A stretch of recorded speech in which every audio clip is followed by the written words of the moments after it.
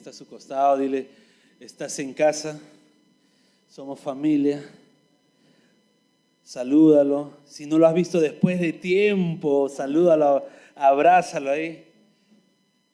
Hazle bullying un poco. Ok. La semana pasada hemos entrado a nuestro mes de visión. Ok. Hemos visto que tenemos que tener visión en nuestra familia.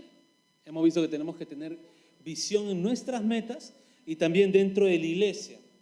¿Okay? Y compartimos la visión de la iglesia, y la visión, tienen que aprendérselo de memoria, saben, es ser una iglesia generacional que muestra a Jesús como pan de vida, no solo con palabras, sino también con hechos. ¿Ok? Ahora, quisiera que imaginemos algo. Quisiera que imaginemos a algún descendiente de Adolf Hitler. ¿Ok? Quisiera que imaginemos o conozcamos a algún descendiente de Adolf Hitler, ¿no? Y también quisiera que imaginemos a algún descendiente de Martin Luther King. ¿Ok? Para los que no saben historia, ¿okay? Les voy a refrescar un poco. Adolf Hitler fue un genocida de los primeros, fue el que ocasionó la Primera Guerra Mundial, mató miles y millones de judíos. ¿Okay? Y Martin Luther King fue uno que empezó la liberación de los negros, de la esclavitud de los negros en Estados Unidos. Ambos son completamente diferentes. Uno era un villano de los más viles y el otro es un héroe mundial. ¿Ok? Ahora, ¿se imaginan conocer a su descendiente de cada uno? ¿Cómo sería, no? ¿Cómo trataríamos de repente al descendiente de Adolf Hitler? ¿Y cómo trataríamos de repente al descendiente de Martin Luther King? Porque a lo mejor ni siquiera dan reflejo de cómo fueron sus antepasados. A lo mejor el descendiente de Hitler ahora es una buena persona. Una persona muy correcta, con valores humanos muy buenos. Y a lo mejor el descendiente de Martin Luther King es lo contrario a su antecesor. Pero el simple hecho de tener a un antepasado con ese renombre de ser el más villano o el más héroe, les da un nombre a estas personas. Y creo que algunos pensarían dos veces antes de confiar en el descendiente de Hitler, ¿verdad? ¿Ok? Ahora, algo es muy importante. Es importante saber qué decisiones vamos a tomar hoy en día, porque las decisiones que tomamos hoy van a afectar a nuestra generación el día de mañana. ¿Ok? Las decisiones que yo tome hoy día va a afectar a mi generación el día de mañana. Es por eso que este título del mensaje de hoy lo puse en inglés, porque me gusta más en inglés, pero también lo puse en español, porque bueno, ahí están los dos. Se llama Mi Generación, o en inglés My Generation. ¿Ok? Y mi pregunta es, ahora debemos hacernos cada uno la pregunta es, ¿hacia dónde estamos guiando o qué herencia estamos dejando a nuestra generación? Es más, pregúntate tú mismo, ¿qué herencia voy a dejar yo a mi generación? ¿Ok? Y quisiera que leamos Josué 24. Hoy día vamos a leer bastante la Biblia. ¿Ok? Quisiera que leamos Josué 24 desde el versículo 1 hasta el versículo 15. Por eso le dije, vamos a leer bastante. Y hay un título ahí, ¿no? Dice, discurso de despedida de Josué. ¿Ok? El versículo 1 dice, reunió Josué a todas las tribus de Israel en Siquem, y llamó a los ancianos de Israel, sus príncipes, sus jueces y sus oficiales. Y se presentaron delante de Dios, y dijo Josué a todo el pueblo, así dice Jehová, Dios de Israel, vuestros padres habitaron antiguamente al otro lado del río, esto es, Tare, padre de Abraham y de Nacor, y servían a dioses extraños. Y yo tomé a vuestro padre Abraham del otro lado del río y lo traje por toda la tierra de Canaán y aumenté su descendencia y le di a Isaac. A Isaac di Jacob y Esaú. Y Esaú di el monte de Seir para que lo poseyese. Pero Jacob y sus hijos descendieron a Egipto. Y yo envié a Moisés y a Aarón y herí a Egipto conforme a lo que hice en medio de él y después os saqué. Versículo 6. Saqué a vuestros padres de Egipto, y cuando llegaron al mar, los egipcios siguieron a vuestros padres hasta el mar Rojo con carros y caballería. Y cuando ellos clamaron a Jehová, él puso oscuridad entre vosotros y los egipcios, e hizo venir sobre ellos el mar, el cual los cubrió. Y vuestros ojos vieron lo que hice en Egipto. Después estuvisteis muchos días en el desierto. Versículo 8. Yo os introduje en la tierra de los amorreos que habitaban al otro lado del Jordán, los cuales pelearon contra vosotros. Mas yo los entregué en vuestras manos y poseísteis su tierra y los destruí delante de vosotros.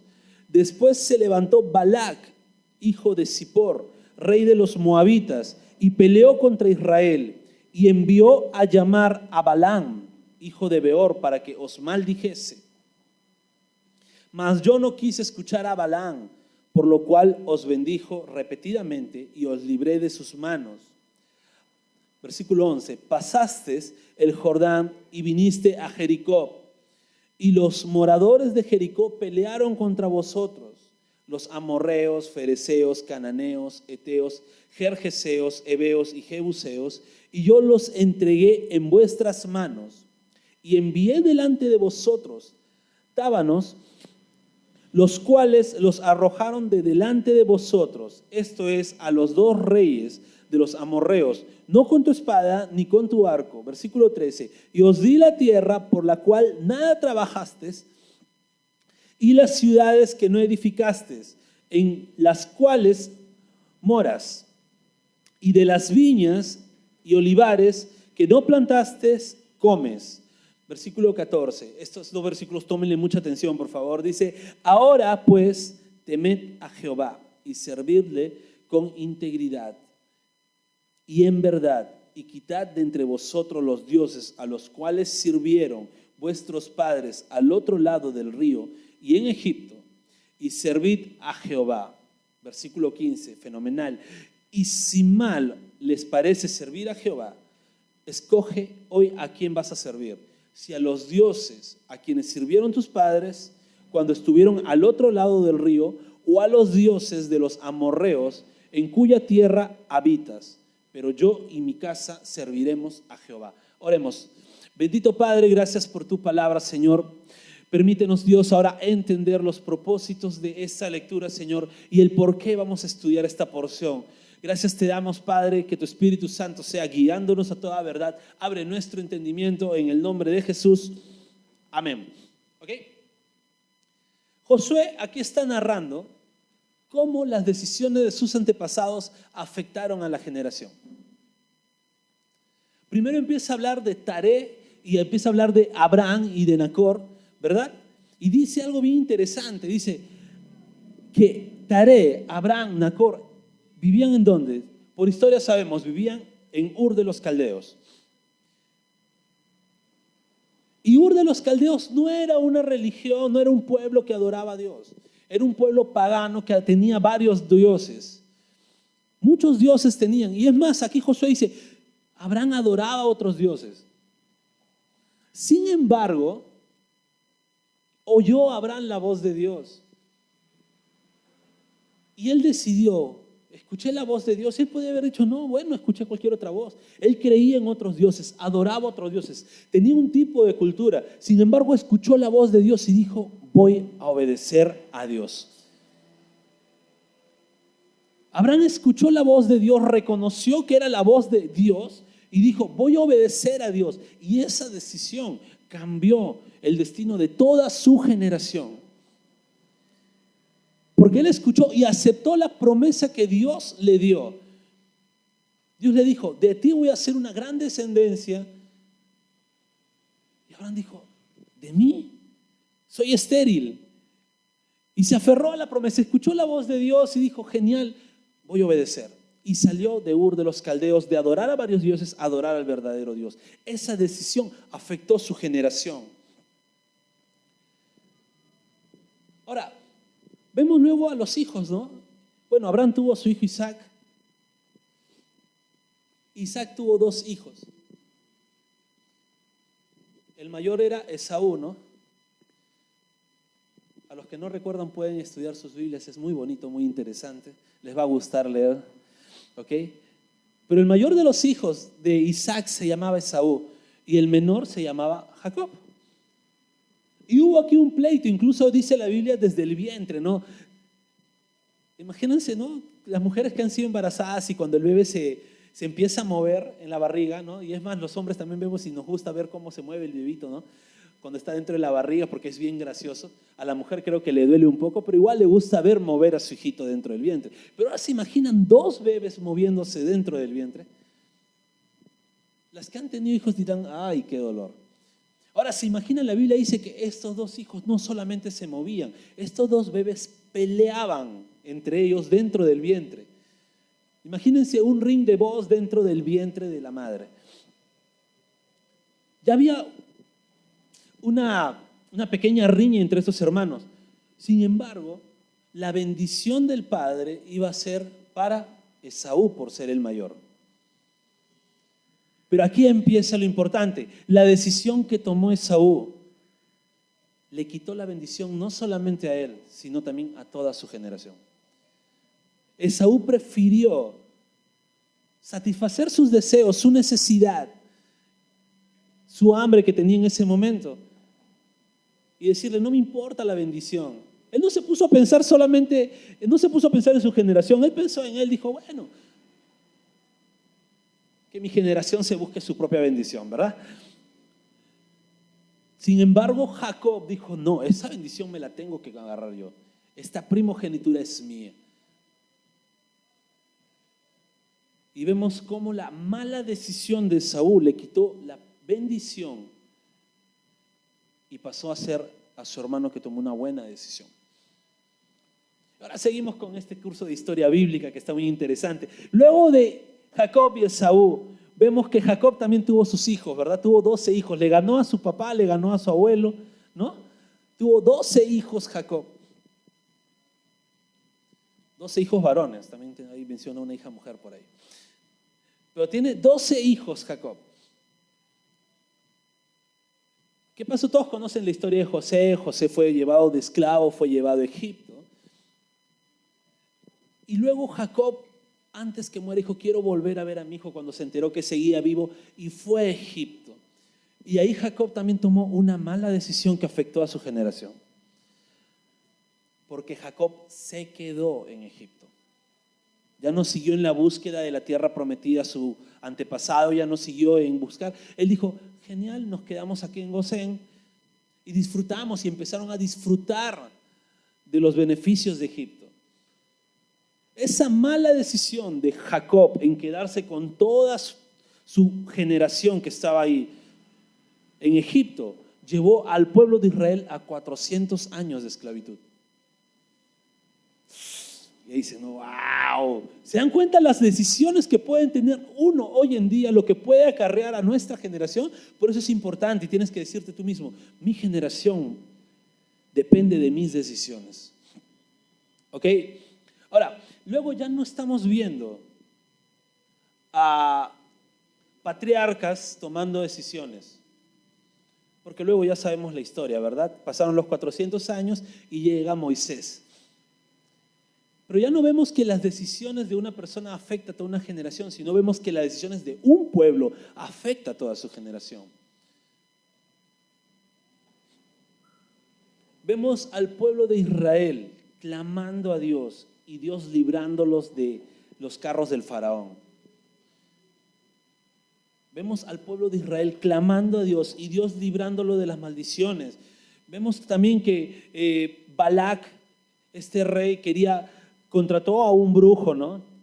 ¿Cuántos a veces no creen que nos pueden hacer daño? Contratan a un brujo y dicen, échale la maldición, ¿no? Échale la tierra de muerto, ¿no? Para que le pase mal, ¿ok? Y el pueblo de Israel estaba confiado. ¿Por qué? Porque tenía a Dios de su lado. Y ahí se rompe todo eso que dicen, ay, que de repente me hacen brujería, a mí me va a caer. No, que cuidado con cualquier paquetito que tenga un amarre y huela feo dentro de tu... No, no te puede acarrear la maldición de nadie a tu vida. Eres hijo de Dios, entonces estás libre de toda maldición. ¿Ok? No estés con miedo. Si eres un hijo de Dios, no hay ninguna maldición que sobre ti prevalezca. ¿Ok? Y vemos acá que Dios libra al pueblo de Israel de una maldición que iba a ser Balán. Balán era un sacerdote pagano. Balán no era un sacerdote de Dios. Pero fue tanto lo de Dios, la influencia de Dios, que logró que este sacerdote pagano, en lugar de lanzar una maldición, bendijera al pueblo de Israel, demostrando Dios su soberanía sobre la oscuridad. Y así podemos ver decisiones que tomaban el pueblo ahora, que afectaba a su generación. Ahora, termina el versículo 15 de lo que hemos leído con algo espectacular, y es Josué diciendo una frase que a mí me encanta y que yo sé que varios dicen, no, yo y mi casa serviremos a Jehová. Yo y mi casa serviremos a Jehová. Ahora, esto tendría un poco de sentido más lógico, más humano, si esto Josué lo hubiera dicho a su edad de adultez temprana. De repente a sus 40 años con sus hijos pequeños.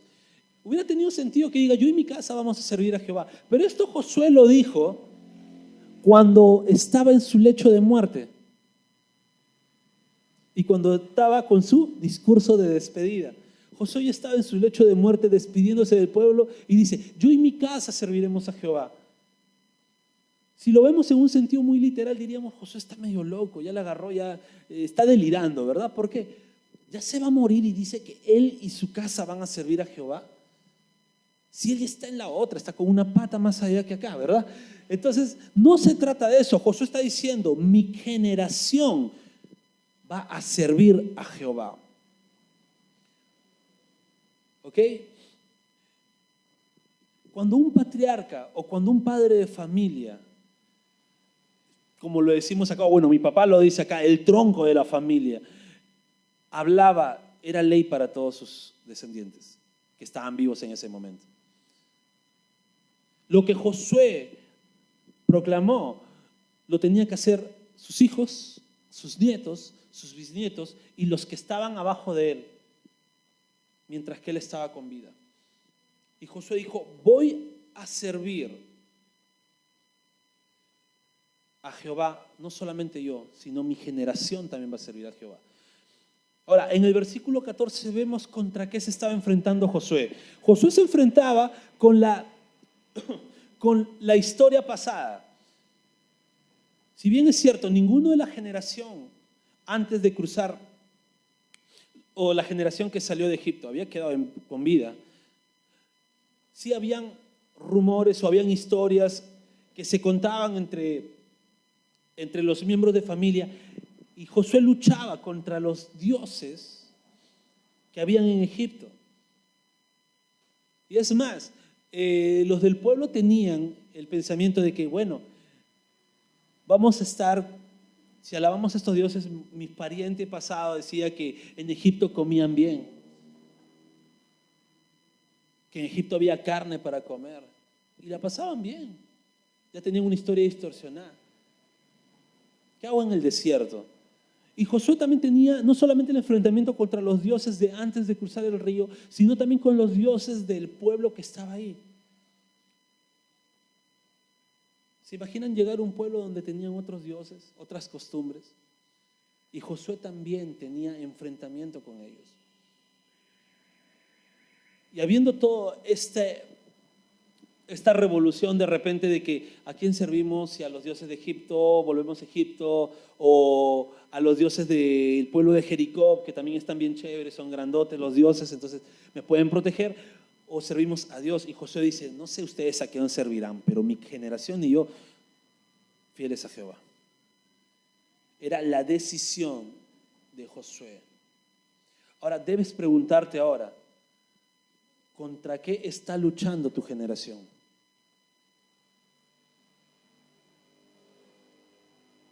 ¿Contra qué dioses está luchando tu generación? Debes tener bien claro esa pregunta. Y creo que los que son padres de familia son los que más rápido van a entender, ¿no? Y van a saber decir contra quién está luchando mi generación.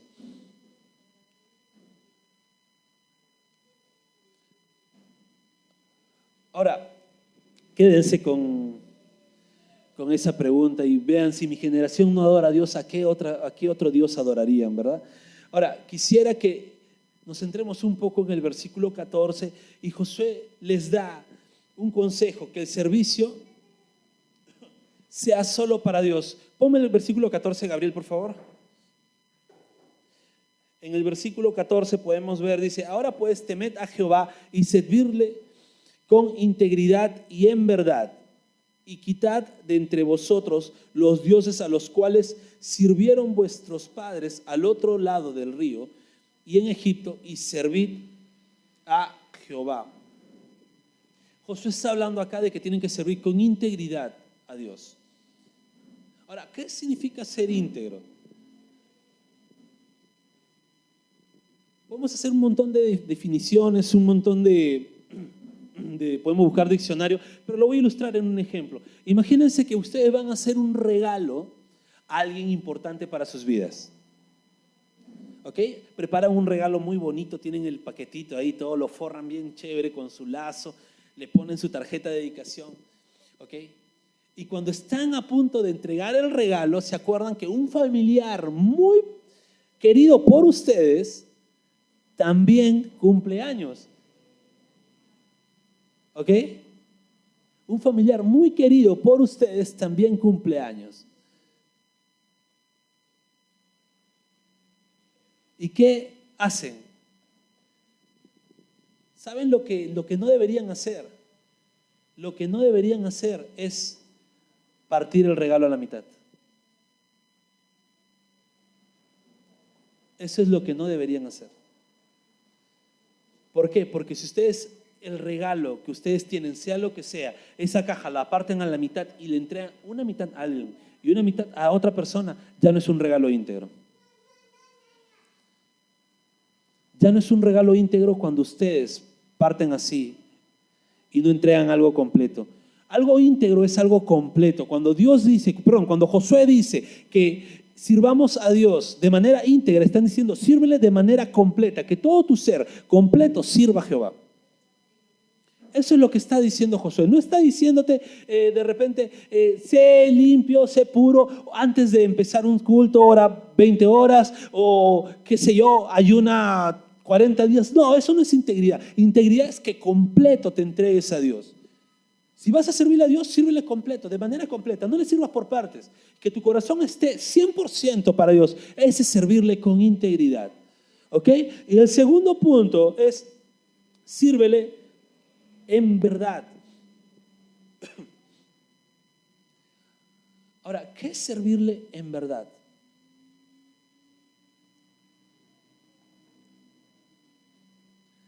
Servirle en verdad es servirle con sinceridad.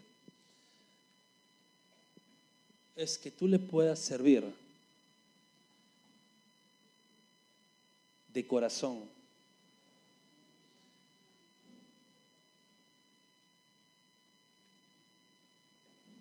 No por algún beneficio o por fama, sino que de verdad quieras servir a Dios.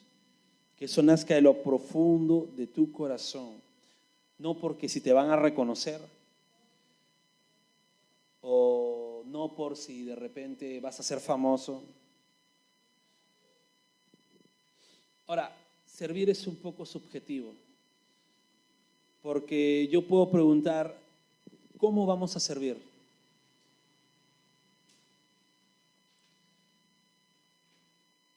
¿No? Yo puedo preguntar y es recontra subjetivo, recontra ideal. Lo que puede ser servicio para alguien, para otra persona no es servicio. Entonces no puedo simplemente decir la palabra servir por servir o por decir. Ahora yo tengo que saber bien en qué sentido Josué mencionó servir. Ahora, en el hebreo, la palabra servicio que menciona Josué acá es abad. Y es una palabra que engloba muchos significados. Es una una palabra muy rica. No solamente es servir de hacer algo dentro de la iglesia, no. Cuando Josué está diciendo, yo y mi casa serviremos a Jehová, está diciendo muchas cosas a la vez. ¿Ok? Ahora, voy a dar 5 significados de la palabra abad, que significa, lo primero es servir. ¿Ok? Segundo es honrar. Tercero es arar. Cuarto es adorar. Y quinto es sujetar. Josué está diciendo, sirven, genial. ¿Cómo voy a servir? Bueno, en las áreas que me puedo desempeñar en la iglesia. ¿Ok? Yo me desempeño en la iglesia, bueno, de repente estoy afuera ahí con mi cartel de bienvenida, recibiendo con una sonrisa a todas las personas, y eso es un servicio. Puedo estar aquí dirigiendo el servicio, ¿no? La reunión, puedo estar acá dirigiendo, puedo estar apuntando a las personas que vienen por primera vez, o simplemente orando por alguien, cualquier cosa. Si no tienen idea de cómo servir aquí en la iglesia, al final pueden acercarse a cualquier persona y decirle a Fio, a Neshla, y preguntarle cómo podemos servir a David Trinidad también, cómo podemos servir dentro de la iglesia, y gustosamente le vamos a decir cómo pueden servir dentro de la iglesia. ¿Ok? Pero ese es un primer significado, servir. Segundo significado es honrar, y eso tiene que ver con mi actitud. Y ya hemos visto muchas veces que mi actitud en todo lo que haga tiene que ser glorificar a Dios. Si lo que yo hago no da gloria a Dios, mejor no lo hago. Si lo que yo voy a hacer está para honrarme a mí mismo o honrar al hombre, no lo hago. Si en lo que yo sirvo dentro de la iglesia no glorifica a Dios y más me glorifica a mí, ya saben lo que tienen que hacer. ¿Ok? Es mi actitud. El honrar es mi actitud hacia Dios. Y si no lo estoy haciendo, lo que yo hago no está honrando a Dios, pues debo dar un giro de 360, sacudirme bien y empezar a honrar a Dios. Un tercer significado es arar. Ahora, no podemos detenernos aquí en arar. ¿Ok? Ya hemos estado todo el mes de septiembre, hemos estado con una serie que se llama Florecer. Los que no lo pueden ver en YouTube, ahí tenemos toda la serie. Y arar es una parte fundamental para empezar a florecer, porque es preparar la tierra. Ahora, ¿cómo preparamos la tierra? ¿Cómo aramos ahora? ¿Cómo servimos arando? Es evangelizando, sembrando la palabra a otras personas.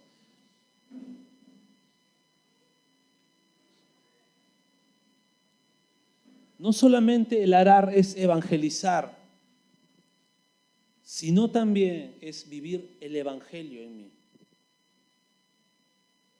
Arar no solamente es evangelizar, decirle a alguien, oye, Cristo te ama, sino es vivir el evangelio en mí. Un cuarto significado era adorar. Y si nos detenemos aquí en adorar, podemos pasar horas y horas hablando de qué es adoración, pero sí les voy a decir que no es adoración. Y adoración no es música lenta, ¿no? Adoración no es lágrimas levantando la mano. Eso no es adoración. Adoración es un estilo de vida 24/7, en todo momento que tú rindes a Dios. Yo no puedo decir, voy a ir al servicio del domingo, a la reunión del domingo a adorar. No puedo decir, voy a cantar para adorar a Dios. No voy a decir, voy a danzar para adorar a Dios. No tiene nada que ver con algo que tú hagas, sino es tu estilo de vida.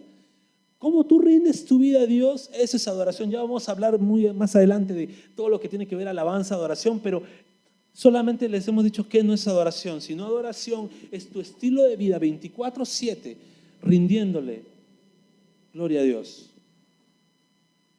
Y el quinto significado, este es el que me gusta bastante, y es sujetar. Cuando Josué decía, yo y mi casa serviremos a Jehová, estaba diciendo también, yo y mi casa nos sujetaremos a Jehová. Estaba diciendo, mi casa, mi generación vivirá dependiendo totalmente de Dios. Eso estaba diciendo Josué. Mi generación vivirá dependiendo totalmente de Dios.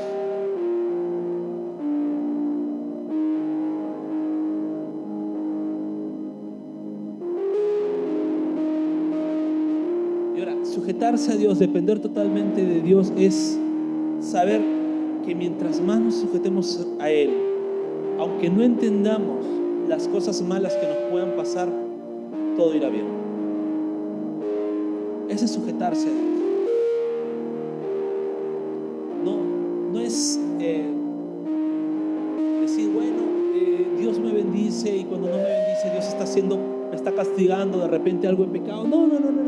Sujetarse a Dios es que aunque te pasen cosas malas, tú vas a entender que todo está bien porque tú dependes totalmente de Dios y dejas todo a su voluntad.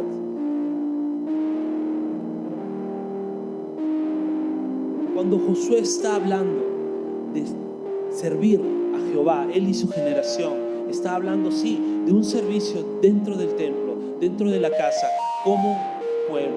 Está hablando de honrar, dar toda la gloria a Dios. Está hablando de arar, de predicar el evangelio, de predicar a Dios que tenían. Está hablando de adoración, de vivir un estilo de vida 24/7, glorificando a Dios. Y también está hablando de depender totalmente de Dios.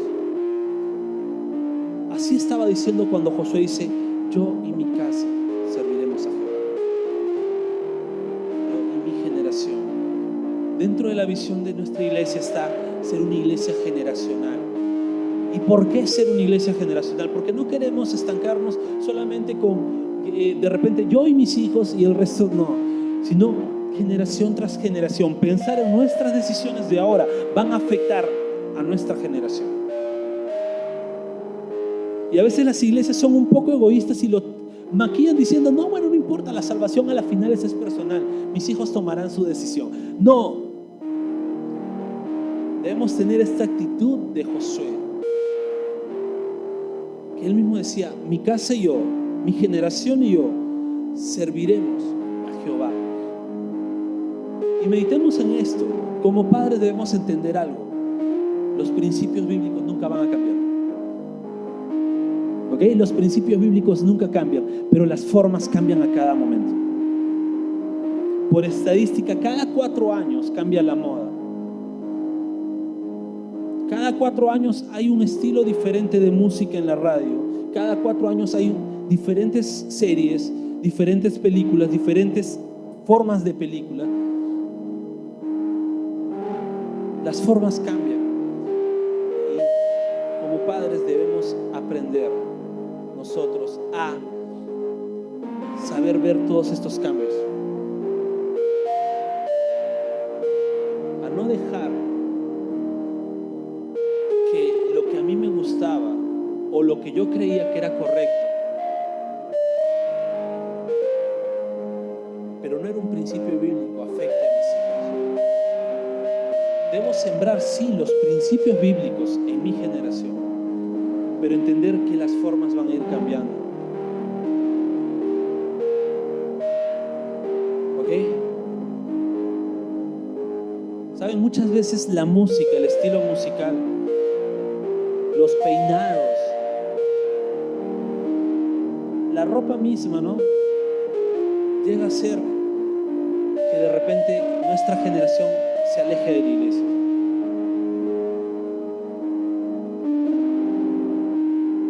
O lo que logra causar es de repente a un hijo llegando así, reprimido en lo que él estaba viviendo en su etapa,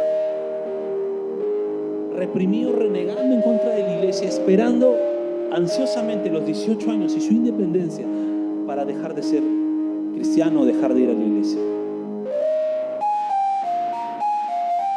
Y como padres no podemos permitir, como iglesia no podemos permitir que nuestra generación viva de esa manera. Debemos entender a nuestra generación, amar a nuestra generación y preguntarme, ¿no? ¿Prefiero seguir manteniendo mis formas que mis hijos no entienden y tener una generación que tarde o temprano se va a alejar de Dios? ¿O mantengo mis principios, pero las formas las cambio a diario para día a día, semana a semana y generación tras generación servir a Dios?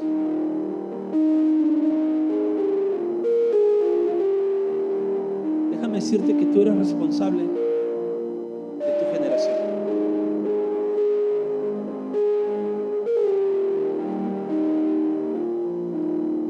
estoy hablando de una maldición generacional, no quiero que se entienda de esta manera.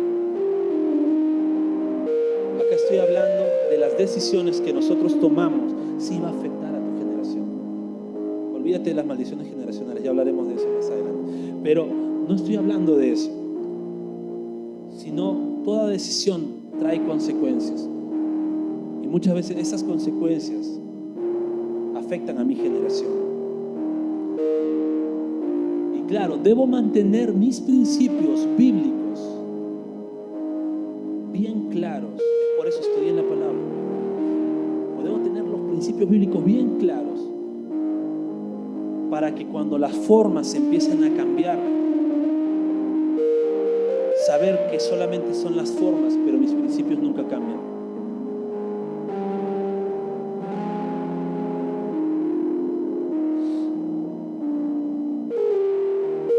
Y yo les pregunto, ¿no? ¿Queremos ser los padres que sus hijos o sus hermanos pequeños o sus futuros hijos, para los que no tienen hijos, se avergüencen de llevarlos? Ser esos padres que sus hijos quieren llevarlos a todo momento porque dicen mi papá todavía sigue siendo cool, ¿verdad?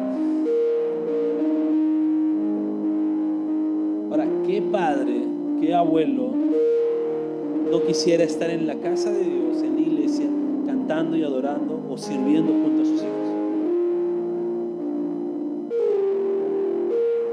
Ahora, Jesús nos enseñó eso. Jesús era el que nunca cambiaba los principios de la Biblia, pero en cada rato, en cada momento cambiaba las formas. Jesús nunca cambió ningún principio bíblico, pero las formas las cambiaba cada momento. Las cambiaba tanto que hasta los religiosos se jalaban los pelos porque decían, no puede ser. Porque ellos veían que las formas eran principios, pero Jesús dijo, espérate, nunca he dicho esto. Los principios nunca han cambiado, pero las formas, es como que Jesús decía, actualízate. Porque Jesús pensaba en la generación. Y gracias a esas enseñanzas de Cristo podemos tener hasta ahora nosotros como gentiles la palabra de Dios, porque Jesús decidió alterar las formas siguiendo los mismos principios porque Él sabía la generación que iba a salir. Así quisiera que oremos juntos, por favor. Amado Padre, gracias por este momento de palabra, Señor. Gracias porque nos ayudas a entender que mi generación es muy importante, Dios. Que mi generación va a depender mucho de las decisiones que a lo mejor yo tome hoy en día. Ayúdame a ser, Dios, una persona que tome buenas decisiones para que mi generación sea una generación que alabe, que adore y que sirva a ti, que sirva y glorifique tu santo y bendito nombre. Gracias te doy, Padre, por cada momento que nos das como familia, como iglesia, Dios. Y permítenos, Padre, que así como nos has traído con bien, nos lleves con bien. Y a las personas que no han podido venir, Dios Todopoderoso, también, Señor, tú seas ahí iluminando sus días, iluminando su vida, Padre. Y permite, Dios Todopoderoso, que tengan una semana meditando en ti, pensando en ti. Gracias te damos en el nombre de Jesús. Amén y amén.